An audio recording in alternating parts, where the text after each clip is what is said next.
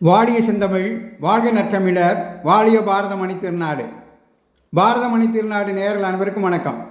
நாம் அந்த நாளில் இன்று என்ற தலைப்பிலே கடந்த காலங்களில் இதே நாளில் என்னென்ன நிகழ்வுகள் நடந்தன என்று ஆசை போட்டு கொண்டிருக்கிறோம்.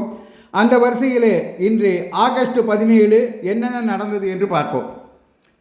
பிரபல பிரெஞ்சு கணிதவியலாளர், நவீன எண் கோட்பாடுகளின் தந்தைகளில் ஒருவராக கருதப்படும் திரு பியரே டி பெர்மா அவர்களின் பிறந்த நாள் இன்று. ஆண்டு 1601.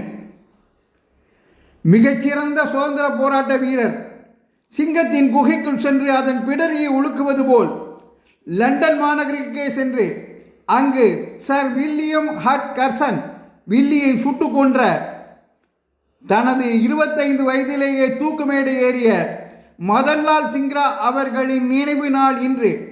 ஆண்டு 1909. ஒவ்வொரு இளைஞரும் அறிந்து கொள்ள வேண்டிய வீர வரலாறு அவருடையது. வீர சர்க்கார் நிறுவிய அபினவ் பாரத் மண்டல் என்ற இரகசிய அமைப்பில் இவர் உறுப்பினராக இருந்தார் என்பது குறிப்பிடத்தக்கது. இந்திய பொருளாதார நிபுணர்களில் ஒருவரும் பாரத ரிசர்வ் வங்கியின் 20வது ஆளுநராக பணியாற்றியவருமான பிபல் ஜலான் அவர்களின் பிறந்த நாள் இன்று. ஆண்டு 1941. டச்சு காலனித்துவ ஆட்சியில் இருந்து, அதாவது ஹாலந்திடம் இருந்து இந்தோனேஷியா சுதந்திரம் பெற்ற நாள் இன்று. ஆண்டு 1945. மேற்கு ஆப்பிரிக்க நாடான காபோன் பிரெஞ்சு காலனி ஆதிக்கத்தில் இருந்து விடுதலை பெற்ற நாள் இன்று. ஆண்டு 1960. பிரம்மாண்டமான திரைப்படங்களை எடுப்பதில் பெயர் பெற்ற இயக்குனர் ஷங்கரின் பிறந்த நாள் இன்று. ஆண்டு 1963.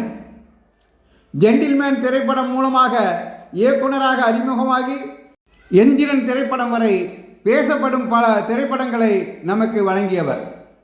இவரது முதல்வன் மற்றும் இந்தியன் திரைப்படங்கள் அரசு நிர்வாகத்தில் ஊழலை ஒழிப்பதில் மக்களிடையே ஒரு பெரிய விழிப்புணர்ச்சியை ஏற்படுத்தியது.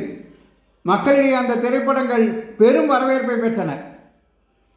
தொடர்ந்து அந்த நாளில் இன்று என்ற இந்த தொடரை கேட்டு மகிழ்வோம். ஆர்வமுள்ள பிறருக்கும் இதனை பகிருங்கள் என்று உங்களை கேட்டுக்கொண்டு விடைபெறுகிறேன்.